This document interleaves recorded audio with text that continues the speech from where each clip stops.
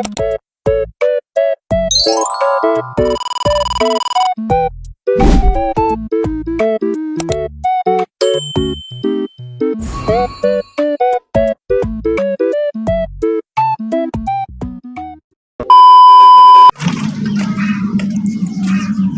ayun guys, for today's video is dito sana maglinis ng isda na kinuha ni na Papa sa bukid kasi para may pang ulam.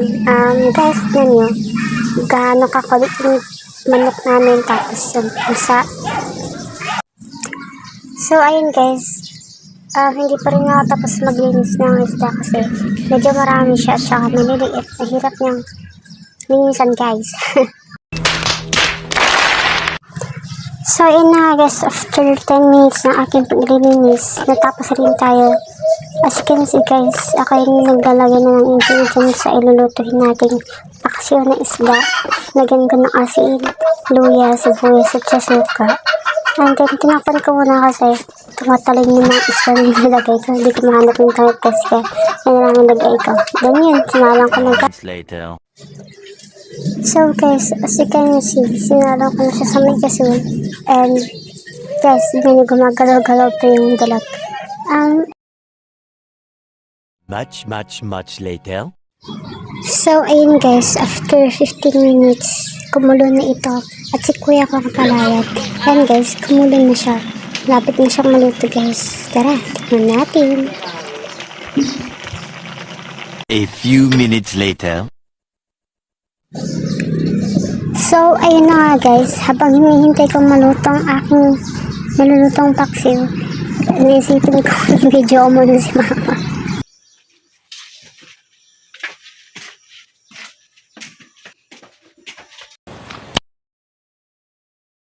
So guys, habang nag-aantay ako, tignan nyo muna kung gaano kaganda yung sa likod namin.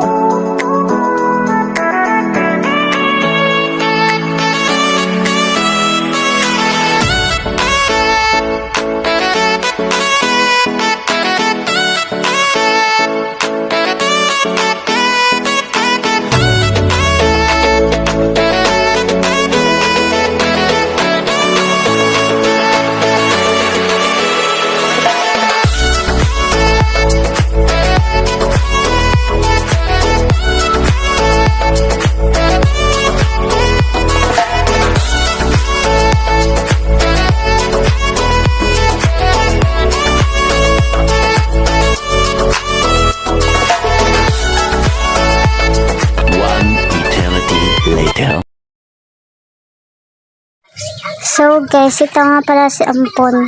Tumuting siya sa bahay namin guys, biglaan. Tapos hindi siya umuwi guys. Hindi siya umuwi guys.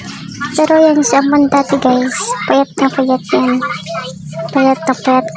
Halata yung buto. Pero ngayon, mataba na siya kasi napakain namin siya ng tama. And ayaw niya at umuwi sa bahay nila guys. So, kami na lang to. Kaya binigyan namin siya ng pangalan ni Ampon. Much later. So, ayun guys, binalikan na natin at luto na siya guys. Sarap-sarap guys. Tara, kain. So, ayun na nga guys. Ang isusunod na naman natin, ba't nagubulol?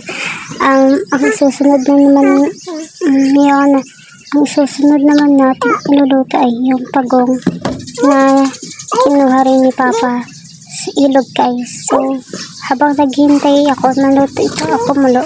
Tara na muna maghugas.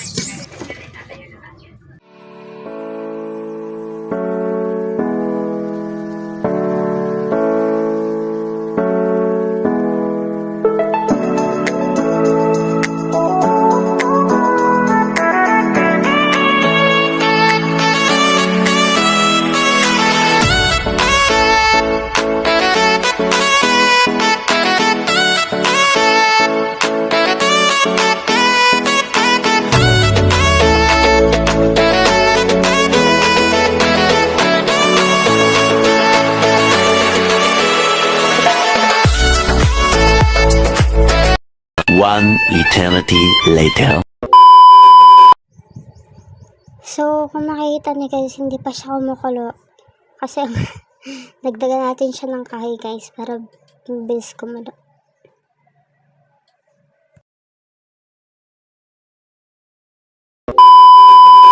So, yun guys, habang naghihintay kong kumulo yung napakulo kong snake turtle, naisipan ko muna magwalis-walis dito guys. So, ayun nga guys, tinitignan ko sa akin mama kanina.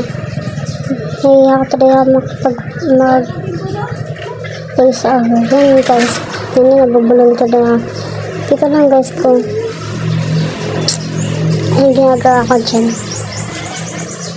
Basta nag-aalis ako dyan guys, tapos kanya-kanya nag-aalis. At dyan, ang daming usok. Hindi ko alam kung kukunin na ba ako ng langit kasi sobrang sinaktan ko kasi ang aso kasi parang karang siya guys. Yan, may kinuha kong kakailit hinagi. And guys, tapusin ko lang ito and then standby lang kayo dyan guys.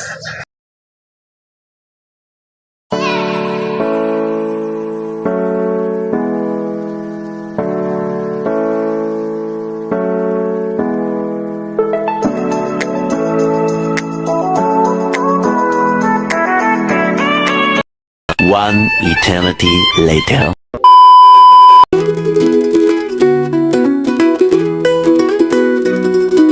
Whispers of the waves heal my heart. Blue skies and seas beyond the rainbow, swaying. One eternity later.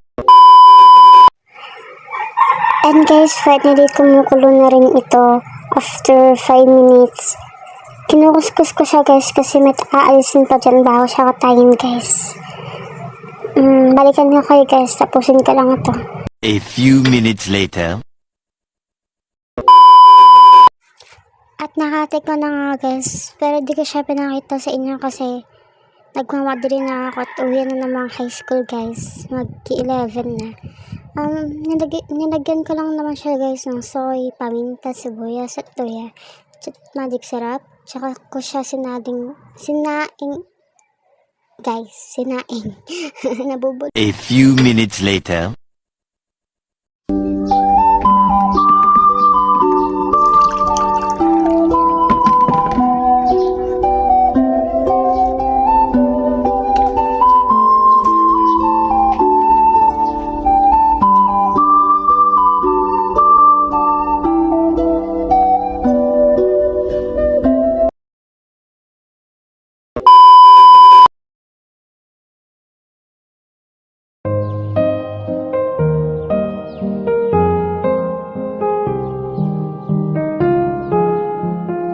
A few minutes later.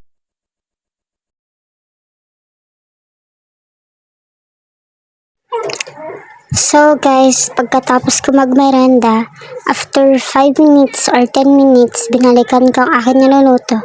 At ito nga guys, kumukulo na.